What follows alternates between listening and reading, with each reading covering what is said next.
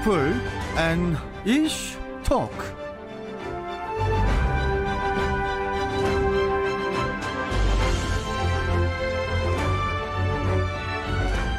육각수의 출발 경인대행진에서는 매주 금요일 핫피플을 초대를 해서 얘기를 들어보는 핫피플 앤 이슈 토크 코너를 진행을 하고 있습니다. 더불어민주당 새 지도부 구성이 완료가 되자 이재명 경기도지사가 대권 레이스에 속도를 내고 있는데요.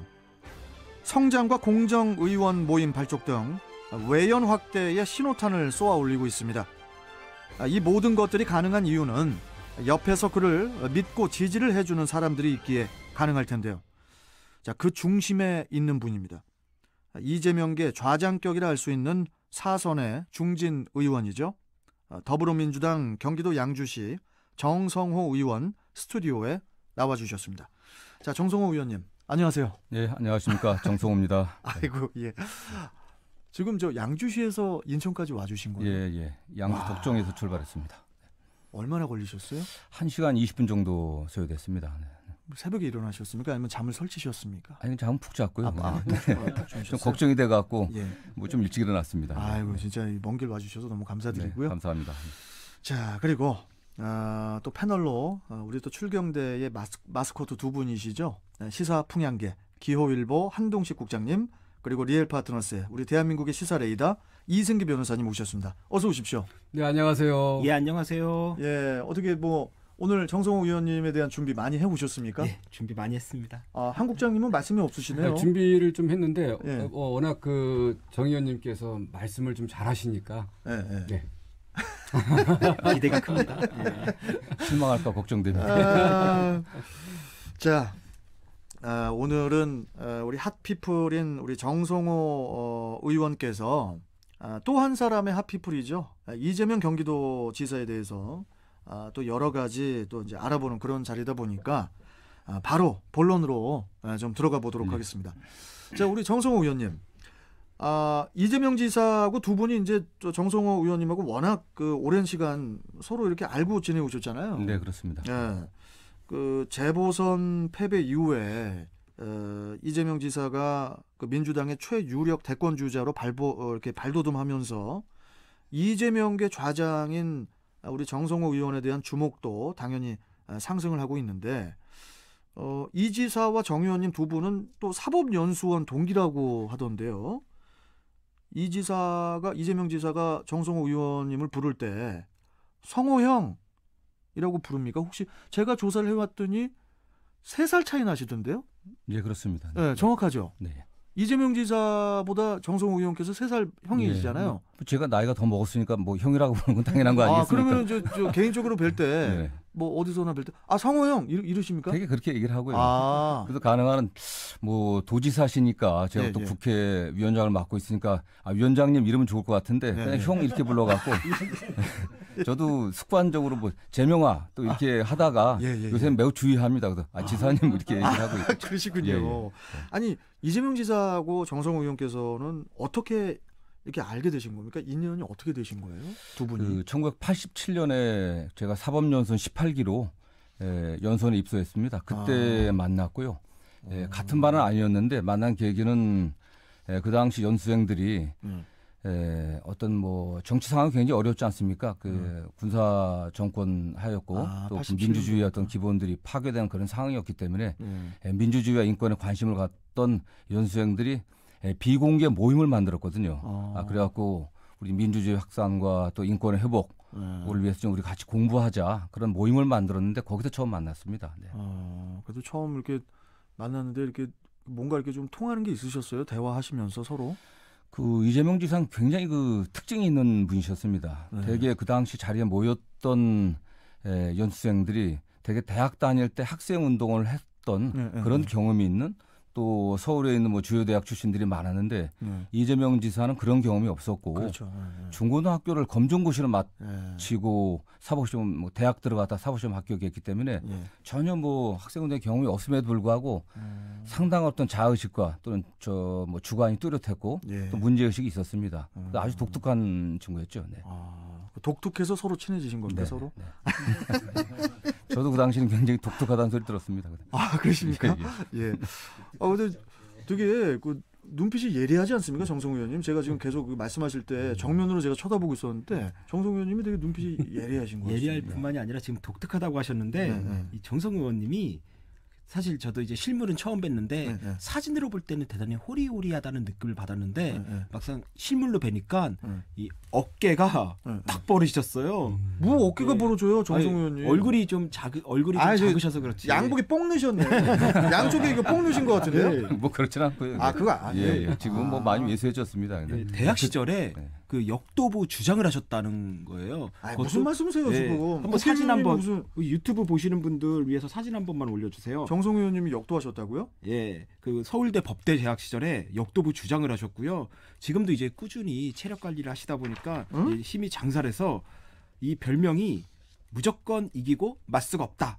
그래서 무적성우. 또 다른 말로 하면 여의도 헤라클레스라고 하는데 뭐 사실 역도부 주장까지 할 정도면은 사법연수원에서는 정말 정말 독특하지 않겠습니까? 아니 그 저기 공부를 되게 잘하신 분 학교에서 공부하시면서 공부 잘했죠. 사실. 역도도 아니 공부하면서도 막 역기 드시고 공부하셨어요? 대학 다닐 때 그때 학생 운동을 하다가 네, 네. 그 중단하면서 일종의 이제 도피처로 그 서울대 역도부에 들어갔는데 아니 역도는요 우리 청취자분들 다 아시겠지만 이 손이요 네.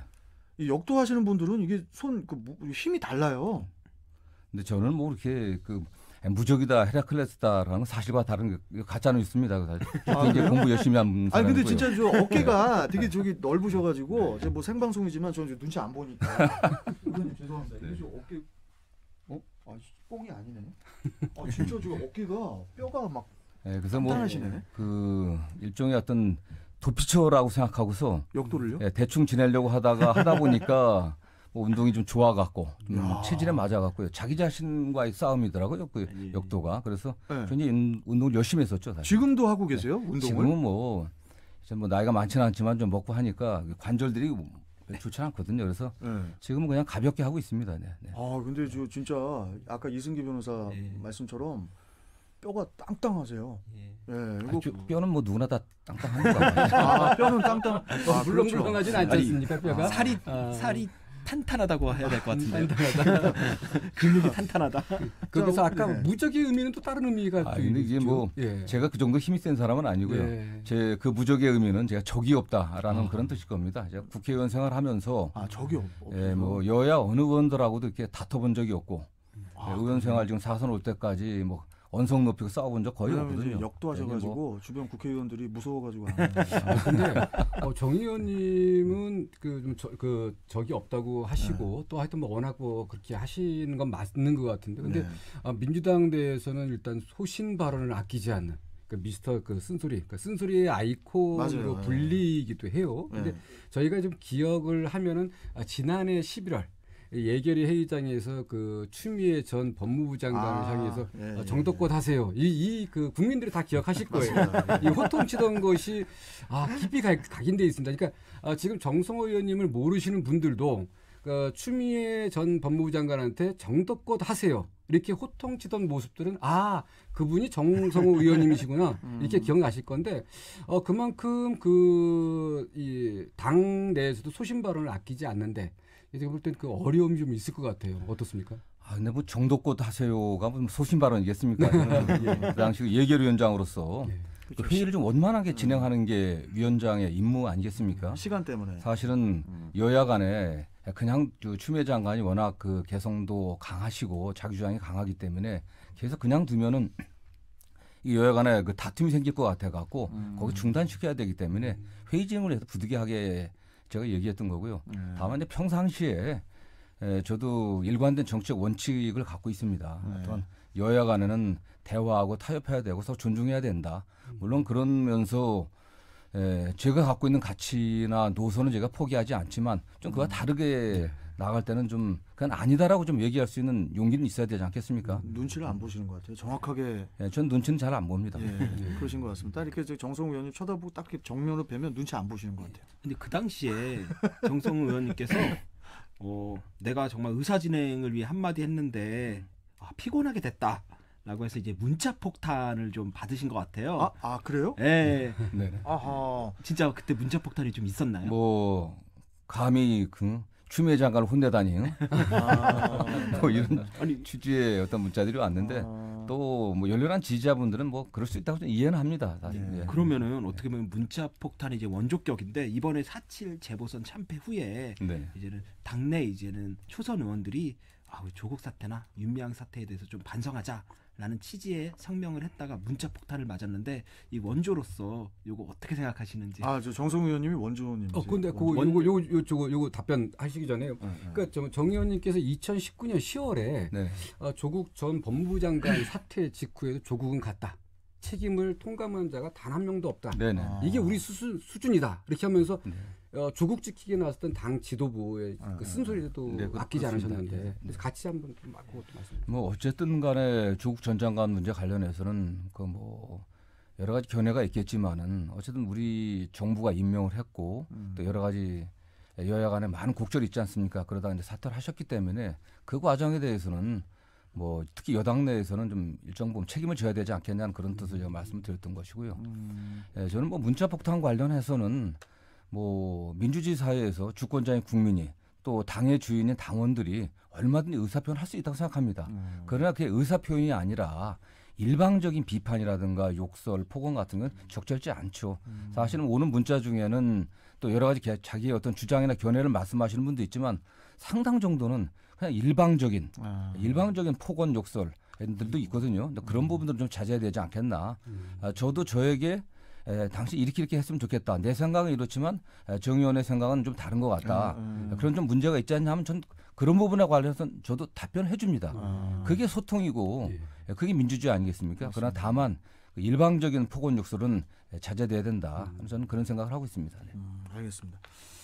자, 이제 지금 일부 시간이 몇 분 안 남았는데 일단 그 민주당 당대표 선출 결과 분석 질문을 좀 들어가 보도록 하겠습니다. 어느 부분부터 질문해 주시겠습니까? 먼저 이 당대표 선거에 대한 얘기를 안 할 수가 없는데요. 이번 당대표 선거를 두고 이제 친문 분열에 따른 비문의 어부질이다라는 보는 시각도 있는데 정 의원님께서는 이거 어떻게 분석하고 계시나요? 저는 그 민주당의 뭐 친문 비문 이렇게 구분하는 그런 프레임을 전 맞지 않다고 생각합니다. 지금 문재인 정부의 성공을 다 바라고 있고 또 문재인 정부가 잘 되길 위해서 함께 노력하는 동지적 관계이기 때문에 저는 뭐 친문 비문 프레임은 안 맞다고 보고요. 더군다나 말씀에 뭐 일부 분에서는 송영길 대표가 비문 아니냐 이렇게 생각하지만 송영길 대표는 친문입니다. 물론 저도 친문이고요. 어떤 분들이 그렇게 생각을 안 하셔서 그렇지 저도 친문이고 송영길 대표는 문재인 대표 대통령께서 당에 경선하실 때도 총괄 본부장이셨고 또 본선에서도 총괄 선대본부장을 하셨고 그렇네요. 또 대통령 특사로 외국도 갔다 오셨던 분이기 때문에 뭐 굉장히 그 문재인 정부에 성공을 해서 노력해왔던 분이시죠. 이번 선거 결과를 봐도 제가 만난 대부분의 대의원들 당원들의 생각은 어느 분이 당대표가 됐을 때 본선 대선에서 승리할 때 도움이 되겠는가 당을 또 통합시킬 수 있겠는가 그런 관점에서 전 판단했다고 생각하고 있습니다. 알겠습니다. 그래서 어떻든 뭐 지금 당 대표 선거 결과를 말씀하시니까 한번 좀 덧붙이면요.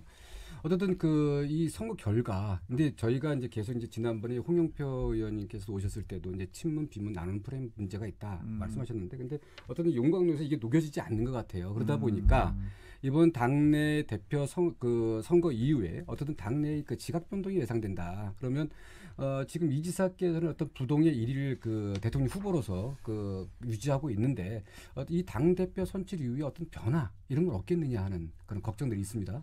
가장 중요한 게 이번 그 재보궐선거에서 야당의 주장은 이제 정권 심판이었습니다. 어쨌든 정부 여당이 제대로 못했다. 민심을 잡지 못했기 때문에 실패한 거 아니겠습니까? 그 원인은 국민들이 보기에 민주당이 좀 무능했고 좀 오만했고 또 독선적이었고 특히 한마디로 국민들이 표현하기엔 내로남불 아니었냐 이런 거 아니겠습니까? 그런 면에서 무능하기 때문에 유능해야 되고 오만하기 때문에 하였다는 평가를 받았기 때문에 더 겸손해야 된다고 보고 있습니다. 저는 그런 면에서 송영길 대표가 결국 국민들이 원하는 것은 민생에서 여야가 나눠서 이념 또 당 내에서도 여야나 당 내에서 이념적으로 진영에 나눠 싸울 게 아니라 민생에 먹고 사는 문제들 특히 부동산 문제 또 청년 일자리 문제 이런 면에서 좀 획기적인 변화를 달라 하는 그런 요구가 아니었나 생각하고 있고요.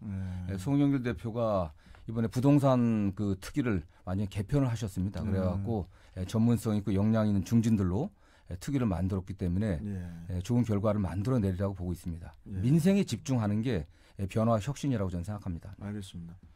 정성호 의원님 뭐 보시면서 답변하시는 거 아니죠?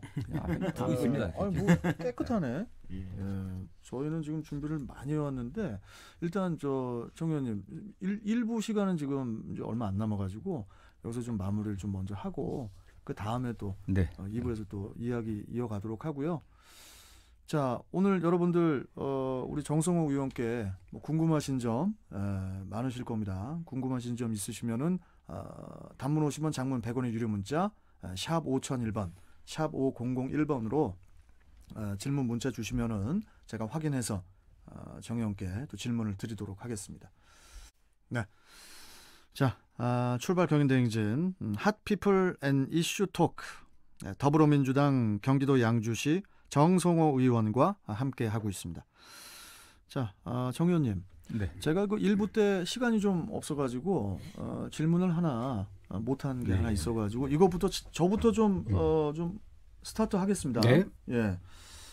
그 최근에 그 민주당 일각, 그러니까 이제 특히 뭐 친문 진영에서 표현을 하자면 친문 진영에서 대선 경선을 연기하자는 그런 논의가 나오고 있는데요. 그에 대해서는 우리 정성호 의원께서는 어떻게 생각을 하시는지 좀 여쭤보겠습니다. 네. 뭐 나라를 경영하는 최고의 법은 헌법 아니겠습니까? 그리고 정당을 운영하는 최고의 규범이 당헌인데 지켜야죠. 헌법이나 당헌이나 또 그리고 법률이나 지키라고 만들어졌기 때문에 정말 그 이례적인 특별한 사유가 없는 이상 당헌은 준수돼야 된다고 하고 저는 생각하고 있고요. 민주당 당헌에 아주 예외적인 상황이 아닌 이상 180일 전에 6개월 전에 후보를 확정하게 돼 있습니다. 그렇죠. 그러한 원칙을 망가뜨린다고 하는 것은 저는 뭐 국민의 신뢰를 떨어뜨리는 그런 길이라고 생각하고 있고요. 명분도 별로 없고 또 실리도 따져보면 실리도 많지 않다고 저는 생각하고 있습니다. 경선 연기를 주장하시는 분들의 뭐 주장들이 집권 전략상 미리 사전에 먼저 후보를 뽑아놓고 놓으면은 상처를 입지 않겠냐. 또 야당이 누리는 그런 컨벤션 효과를 누리지 못하지 않겠냐는 주장을 하시는데 거의 근거가 없는 것 같아요. 오히려 여당 후보로서 그 당선된 후보가 여당을 후보 중심으로 바꾸고 여당이 갖고 있는 프리미엄, 그 예산 입법이거든요. 그 예산 입법을 통해 갖고 후보의 메시지 또 향후 어떤 공약들을 제시할 수 있는 그런 기회를 포기하기 때문에 저는 그게 뭐 적절치 않은 주장이라고 좀 생각을 하고 있습니다. 그게 그 부분도 있지 않겠습니까? 지난번 서울시장 후보를 당원 당규까지 바꿔서 이렇게 내본 그런 그 또 되풀이될 수 있는 그런 부분도 있겠죠. 그리고 국민들로부터 결국 신뢰를 잃게 된다고 생각하고 있습니다. 저 당은 코에 걸면 코걸이, 귀에 걸면 귀걸이. 당원을 저렇게 바꾸는구나. 또 당원을 저렇게 왜곡돼서 해석하구나. 이런 불신을 줄 수가 있고요. 결국 또 결정적인 건 일반 국민들이 보기에 왜 저러느냐. 왜 당원을 바꾸느냐. 그렇게 봤을 때 특정인을 배제하기 위한 또 다른 후보를 키우기 위한 그런 시간 벌기 아니냐. 이런 프레임에 말려 들어가고 본선에서 굉장히 전 위험하다고 저는 생각하고 있습니다. 그러니까 민주당 당원 당규상으로는 늦어도 올해 9월 초순에는 대선 후보를 확정을 해야 되는 거죠? 그렇습니다. 어떻게 보면은 뭐 이재명 지사의 가장 킹메이커는 시간이 아닌가. 시간이 그 말씀대로 하면은 그렇게 보이네요. 알겠습니다. 근데 어떻게 보면 그런 것도 있을 수는 있을 것 같아요. 이제 한번 이제 후보가 6개월 전에 선출되는 부분 이렇게 되면 워낙 지금 상황이 이제 그 엄중하다 보니까 이 집중 공격을 당하면서 이렇게 좀 그 경쟁력이 떨어지지 않겠냐 하는 이런 우려도 한편으로는 깔려 있지 않은가. 그러다 보니까 국민의힘하고 거의 비슷한 시기에 후보가 나와야 되지 않느냐. 그렇지 않냐. 이제 그런 우려도 있지 않을까. 국민의힘이 120일 전이니까 11월 정도에 나오죠. 2달 차인데요. 원래 공격받을 만한 어떤 그런 문제가 있다면 빨리 공격받는 게 좋습니다. 다만 이재명 경기도지사 같은 경우는 워낙 과거에 처음 굉장히 혹독하게 검증을 당했기 때문에 큰 문제가 없다고 보고 그다음에 나머지 뭐 개인적인 문제 같은 경우는 뭐 그게 관계없이 본인들이 잘 해명하면 될 문제이기 때문에 저는 문제가 없다고 보고 있고요. 오히려 야당과 우리 여당이 여당이 먼저 후보가 확정되면 그 확정된 후보가 야당과의 그 정책 논쟁을 주도함으로써 훨씬 더 주목을 더 받을 수 있다고 생각합니다. 장점이 더 많다는 거죠. 예, 예. 그래서 뭐 경선 뭐 연기 여부와 상관없이 일단은 뭐 이재명 지사의 지지 모임이 이제 활발하게 이제는 발족이 되고 있는 것 같은데 앞서 말했던 이 대한민국 성장과 공정 포럼, 이 성공 포럼이 이제 곧 발족할 예정이죠. 그래서 이제 자장격을 맡고 계시다고 하셨는데 어떤 의원들이 또 어느 정도 참여하고 있고 또 장차 어떤 활동, 어떤 역할을 할지 좀 설명 좀 해주세요. 뭐 이재명계 모임이라고는 생각하지 않고 있고요. 민주당에 의한 정권 재창출 그 과정에서 중심적인 역할을 할 의원님들이 이재명 지사의 어떤 노선과 같이 어떤 공감을 하고 있기 때문에 그런 분들의 모임이라고 보면 될 것 같고요. 현재까지 참여 의사를 밝힌 부분들은 한 35분 정도 되고 저희들이 한 그 발족 시까지 계속 그 의원님들께 취지를 설명하면은 좀 더 많이 늘어날 것을 좀 보고 있습니다. 이번에 특히 이 성장과 공정 포럼 어떻게 보면은 공정이란 단어 들어왔는데 이 공정 벌금이 이제 여기서 나온 첫 번째 시리즈가 이제 될 것 같은데 앞으로 이제 공정 벌금이라는 말씀을 하셨잖아요. 이 지사께서 뭐 새로 뭐 어떠한 공정을 위한 정책 뭐 준비하고 있는 게 있나요? 아니면 연구 중인가요? 특정한 정책이라기보다도 우리 국민들이 우리 사회가 과연 공정했냐 이게 양극화가 굉장히 심화되고 있는데 우리 사회 기득권을 갖고 있는 분들에게는 더 혜택을 주고 기득권을 갖지 못한 분들에게는 더 불이익을 주고 그러지 않았냐. 특히 부동산 정책 같은 게 대표적인 거 아니겠습니까?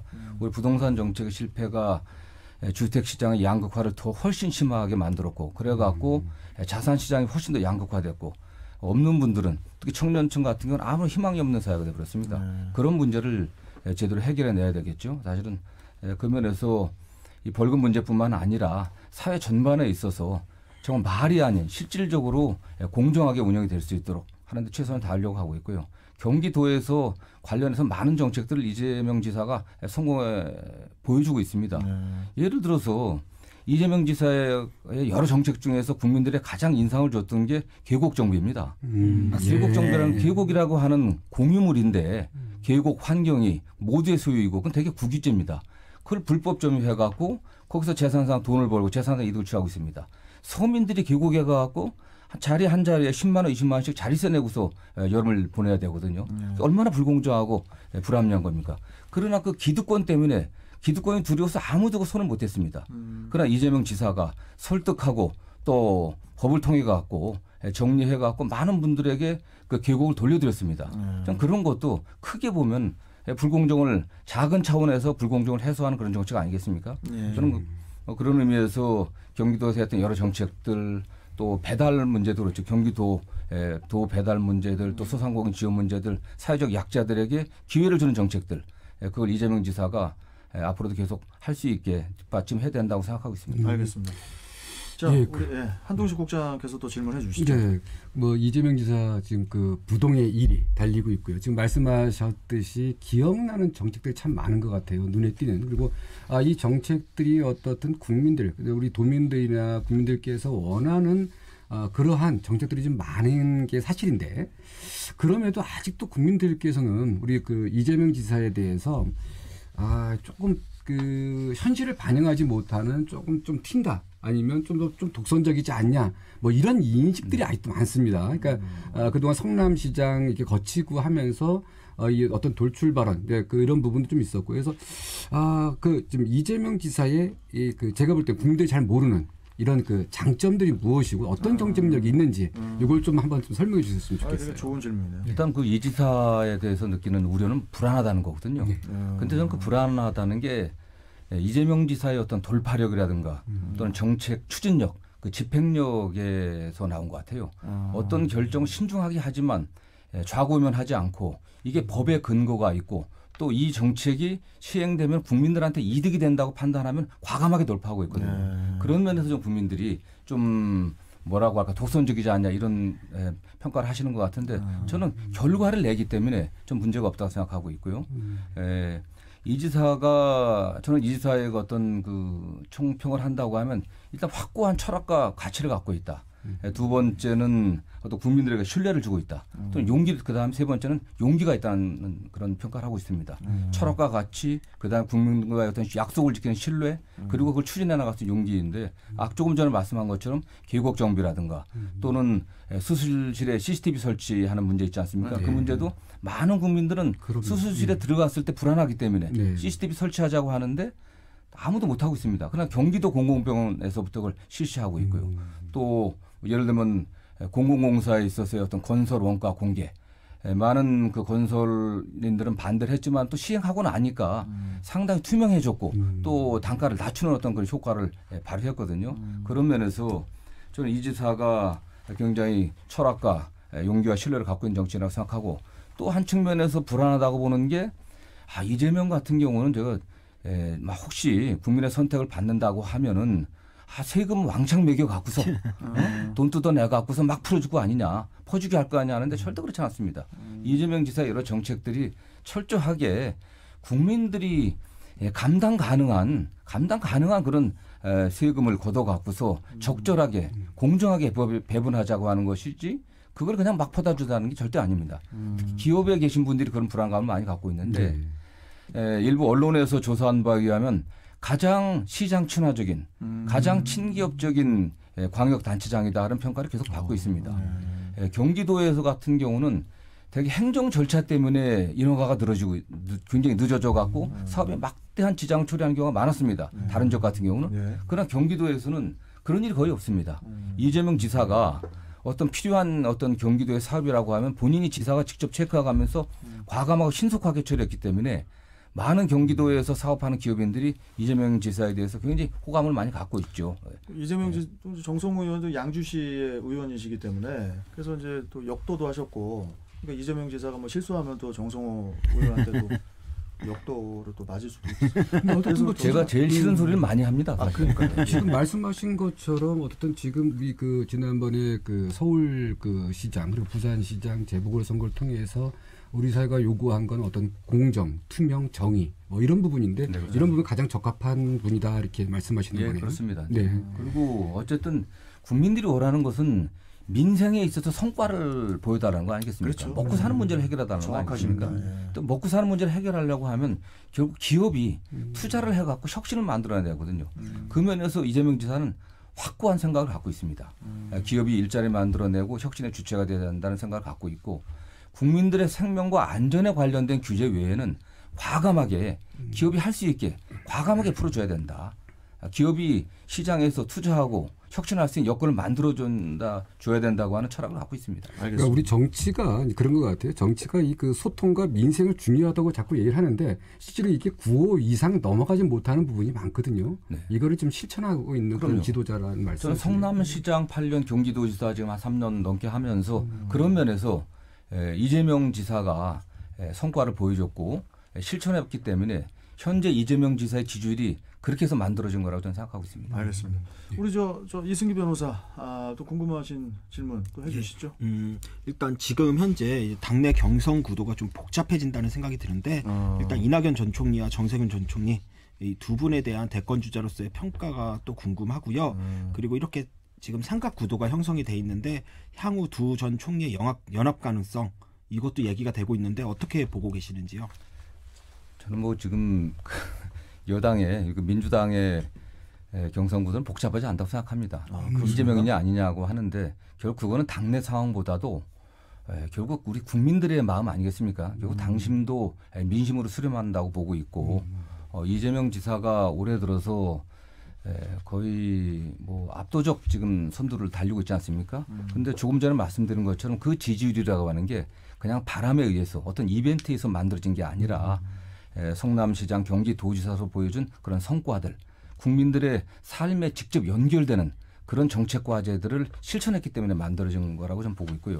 복잡하지는 않다고 보고 있고 다만 뭐 이낙연 그 정세균 두 분 전 총리에 대해서는 뭐 제가 그분들 평가하기는 좀 뭐 적절치 않겠죠. 다만 뭐 두 분도 오랜 의정 생활 또 광역 단체장도 지내셨고 또 안정적인 그런 느낌을 많이 주시고 국정감이 풍부하신 분들이기 때문에 저 역량은 충분하다고 보고 있습니다.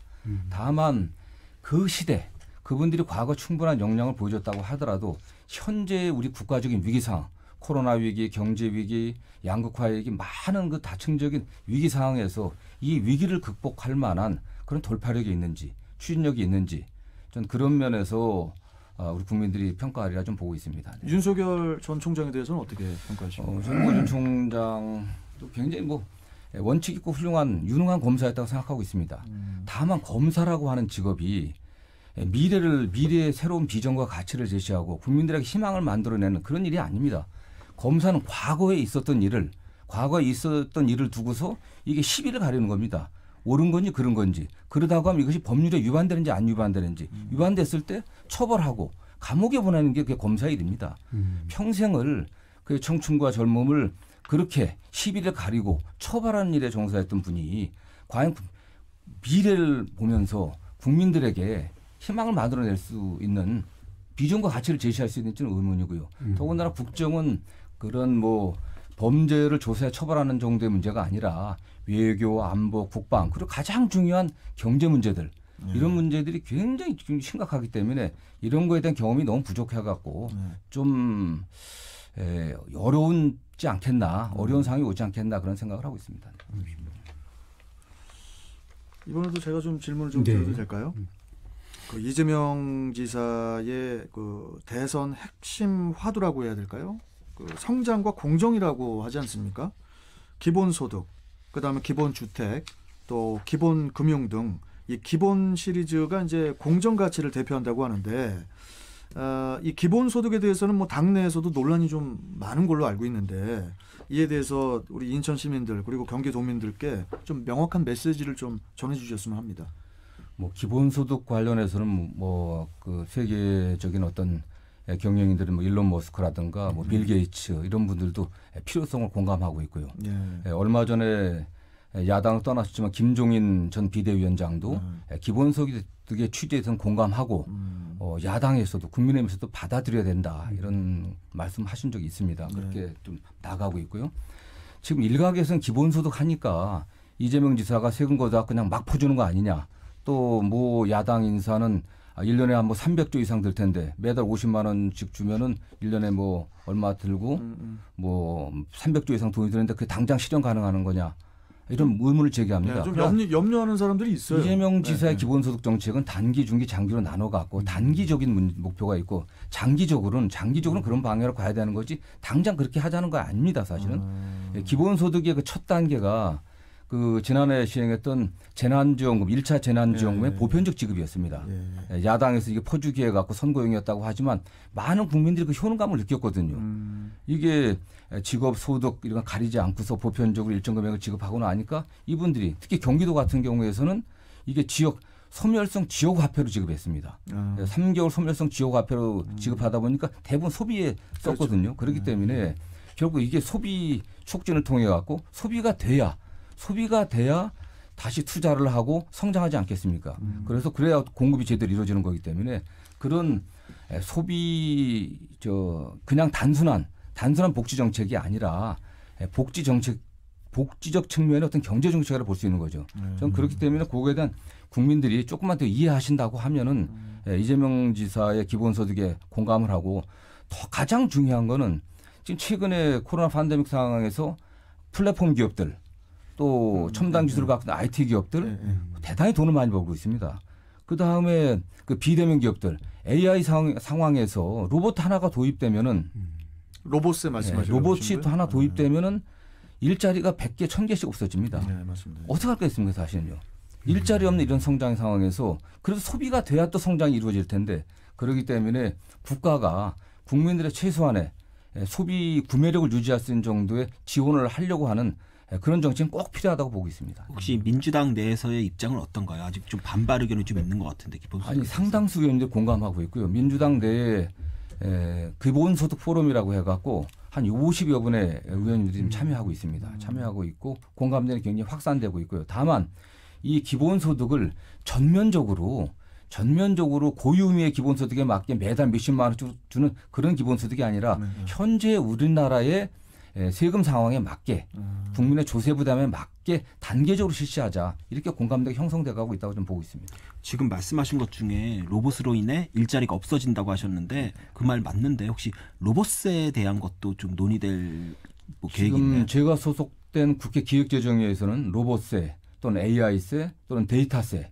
이런 거에 대한 논의들이 활발히 이루어지고 있고요. 어쨌든 서구 선진국에서도 그런 부분에 도입돼야 되지 않겠나. 특히 뭐 구글과 같은 국제적인 그 IT 기업들 또 인터넷 기업들이 사실은 그들의 영업 활동을 통해서 많은 개인 정보들이 수집되고 있습니다. 그렇죠. 그렇게 모아놓은 그 빅데이터들을 활용해 갖고 돈을 더 벌고 있습니다. 거기에 과세를 해야 되는 게 아니냐 하는 논의가 지금 국제적으로 활발히 이루어지고 있고요. 저는 언젠가는 그렇게 돼야 된다고 보고 있습니다. 이 기본소득과 관련돼서요. 그러니까 제가 이제 그 최근에 이제 듣는 그런 얘기를 많이 듣는데 뭐 세금뿐 아닙니다. 이게 좀 우리 그 국민들한테 그 지원해준 지원금 있지 않습니까? 이렇게 하면서 이 부담을 자꾸 이 후대에게 그 부담시키는 거 아니냐. 얼마 전에도 제가 어디 갔는데 이제 어떤 분이 이제 그 말씀을 하셨어요. 그래서 근데 이제 이재명 지사의 기본소득 이거를 이게 이 본격적으로 확대되면은 이 부담이 우리 때뿐 아니라 다음 때까지 이 그 국민들에 대한 이 부담을 더 주는 거 아니냐 이런 우려하시는 이 어르신들이 계셔요. 네. 이 부분도 한번 좀 명확히 좀 그래서 해명해 줄 필요가 있다. 현재 국민들이 부담할 수 있는 감당할 수 있는 그 조세 수준에서 결정돼야 되는 문제지 네. 국민들에게 부담을 주면서 이걸 실시하면 안 되지 않겠습니까? 그렇죠. 네. 현 단계에서 1단계에서 이재명 지사의 기본소득 문제는 지금 정부가 그 세법에 의해서 감면을 해주는 조세 감면해주는 이 조세 지원 액수가 굉장히 많습니다. 그 효과도 정확히 분석이 되지 않고 있거든요. 그 조세 감면 부분을 좀 정리해버리고 나면 최소한 한 50조 정도 만들 수 있지 않겠나 이런 걸 좀 보고 있고요.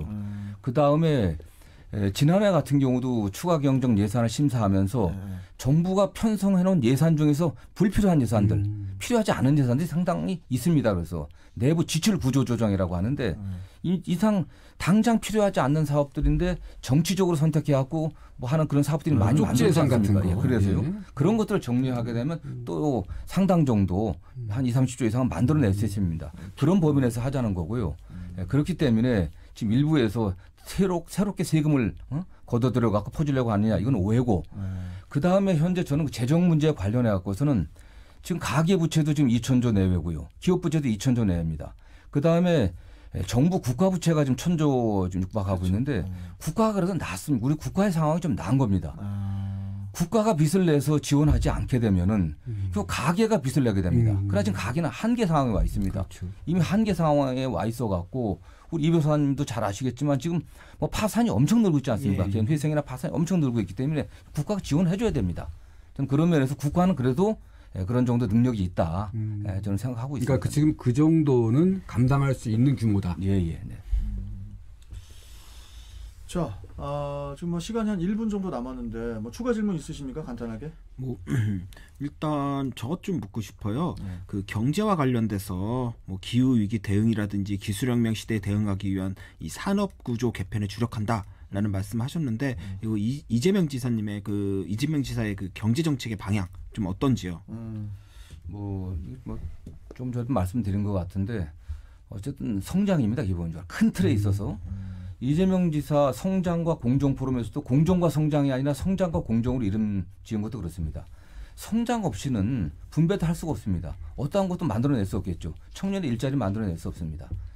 미래 희망을 만들어낼 수 없기 때문에 성장을 이끌어낼 수 있는 경제 정책. 그 성장의 주체는 역시 기업이기 때문에 기업이 국민의 생명과 안전에 관계된 보건에 관계된 이런 규제 말고는 과감하게 혁신을 해갖고 규제 혁신을 통해서 기업이 투자할 수 있는 여건들을 만들어내자 하는 게 그런 것이고요. 다만 그 성장의 과정 공정해야 됩니다. 일감 몰아주기라든가 또 이런 건 굉장히 문제가 있는 거 아니겠습니까? 그들만을 위한 성장이 아니라 국민을 위한 성장들. 그리고 그 결과 성장의 결과물들은 국민들에게 적정하게 지원돼야 되고 배분돼야 된다고 하는 그런 생각을 갖고 있습니다. 알겠습니다. 자, 잠시 전하는 말씀 듣고 와서 정성호 의원과 계속 이어가도록 하겠습니다. 자, 출발 경인대행진 핫피플 앤 이슈 토크 함께 하고 계신 시각 오전 8시 35분 56초 지나가고 있습니다. 자, 정성호 의원님. 네. 시간이 그냥 너무 빨리빨리 지금 지나가고 있어가지고요. 질문은 저희가 엄청나게 지금 준비를 해왔기 때문에 전 너무 안 가는 것 같은데. 너무 혹시 지겹습니까? 긴장해갖고. 긴장되셔가지고 아니신 것 같은데. 예, 그럼 바로 네. 질문 바로 달려가 보도록 하겠습니다. 먼저 어느 분이 해주시겠습니까? 그 이번 4.7 재보선 선거에서 이제 2030 이제 청년들의 이제 분노가 이제 표심에 나타났다라고 보이는데요. 이제 청년들이 정치에 적극 참여하고 자신의 의견을 내고 있는데 이건 어쩌면 달리 말하면 2030 청년들이 그만큼 소외되고 있다라는 걸로 보입니다. 이 정치 쪽에서. 그러면 앞으로 이제 2030 청년들을 위한 이 특단의 정책 어떤 걸 준비하는지 뭐 성장과 공정 포럼도 그렇고 이재명 지사께서 생각하고 있는 것도 좋고요. 예, 어쨌든 뭐 청년 세대 또는 2030 세대가 굉장히 불만을 갖고 있는 것은 그들의 삶이 굉장히 불안하지 않습니까? 희망이 잘 보이지는 않습니다. 그 원인이 우리 사회 기성세대가 저를 포함한 지금 소위 말하는 586 세대가 그들이 기득권을 독차지하고 내놓지 않고 2030 세대를 위한 정책들을 펼치지 않았다. 그리고 정직하지 못했다. 이런 것 때문에 그렇지 않겠습니까? 그래서 결국엔 근본적으로 그들이 느끼고 있는 불공정한 문제를 해결해야 될 것으로 보고 있고요. 가장 큰 문제가 왜 우리 앞 세대들은 다 집도 마련하고 내 집 장만하고 그들 일자리 좋은 일자리들을 차지하고서 안정된 생활을 유지하는데 왜 우리한테 그런 기회는 없냐. 결국 주거의 문제, 부동산의 문제, 그다음에 일자리의 문제들 그리고 그렇게 도달할 수 있게 일자리에 도달할 수 있게 하는 그런 교육의 문제들이 핵심인 거라고 보고 있습니다. 주거 문제 관련해서는 지금 뭐 부동산 정책은 저희 당에서 부동산 특위를 만들어 갖고 세금이라든가 공급 정책을 만들고 있지만 저는 이재명 지사의 기본주택이 제일 가장 가능한 수단이 아닌가 생각하고 있습니다. 공공이 토지 수용해 갖고서 민간에 분양하는 걸 그대로 방치해서는 대규모로 민간에 줘서는 안 되고요. 공공이 직접 줘갖고 토지 임대부 주택이라든가 또는 뭐 30년 장기 임대라든가 해갖고 집 걱정 안 하게 해주는 그런 정책이 꼭 필요하다고 보고 있고요. 두 번째 결국 일자리입니다. 일자리 문제는 조금 전에 계속 말씀드린 것처럼 기업이 일자리를 창출할 수 있는 그런 여건들을 만들어내야만 됩니다. 기업이 혁신할 수 있는 조건들을 정치가 만들어줘야만 된다고 생각하고 있고요. 그리고 4차 산업혁명 시대에 돌입하면서 이 IT 기업, 플랫폼 기업들 각종 다양한 형태의 비대면 기업들이 만들어지고 있는데 여기에 들어갈 수 있게 청년들에게 현재보다 과감한 교육 투자를 해야 됩니다. 저는 그런 면에서 과감한 어떤 새로운 지식 또는 새로운 어떤 기술을 수용할 수 있게 국가가 책임지고 재교육을 해줘야 된다. 교육 투자해야 된다고 좀 그렇게 보고 있습니다. 알겠습니다. 네. 자, 또 질문 주시죠. 이 지사께서 어쨌든 뭐 많은 정책들 이렇게 하는데 또 국민들께서 궁금해하는 부분들이 또 이제 대북 관련돼 있는 이 지사의 생각은 어떠신지 이렇게 궁금해하는 부분이 많아요. 어쨌든 뭐 좀 최근에 보면은 개성공단 재개라든가 그것도 이 대북 관련해서 그러니까 대북 전단에 대해서도 상당히 부정적인 입장이시고요. 그래서 어쨌든 대북 관계에서도 상당히 좀 앞선 이런 정책들이 좀 있을 것 같은데요. 그런 정책과 평화 구상 이런 부분도 궁금합니다. 이재명 지사의 대북관이라든가 또는 외교관, 안보관에 대해서 말씀드린다면 저는 확고한 실용주의, 또 실리주의라고 생각합니다. 가장 중요한 게 우리 국민과 국가에 어떻게 하는 게 이득이 되는지, 국익 중심의 외교, 국익 중심의 어떤 남북 관계를 만들어야 된다는 생각을 확고하게 갖고 있다고 저는 보고 있고요. 이 지사가 경기도 정무부지사, 과거 정무부지사를 평화부지사라고 이름을 바꿔갖고서 적극적으로 지금 그런 여건들을 만들려고 노력하고 있습니다. 물론 크게는 뭐 남북 관계는 정부에서 대통령이 해야 될 일이지만 경기도 차원에서의 어떤 조건들을 준비하고 있고 국제 평화 교류를 위한 어떤 모임도 만들고 그런 면에서 뭐 문정인 대통령 외교특보였던 문정인 교수가 또 자문을 해주고 있고 또 남북 관계 오랫동안 일했던 임동원 전 장관 이런 분들이 좀 도움을 받고 있고요. 어쨌든 남북 관계가 군사적 긴장이 강화되면은 코리아 디스카운트라고 하지 않습니까? 우리에 대한 평가나 이런 게 떨어지거든요, 사실은요. 안보 불안은 사실은 경제 불안으로 이어집니다. 그런 측면에서 이 전단 문제도 물론 외국에서 문제는 되고 있지만 이 접경 지역 주민들이 굉장히 불안해하거든요. 이 전단을 북에 보내니까 북한에서는 대남 포격도 하고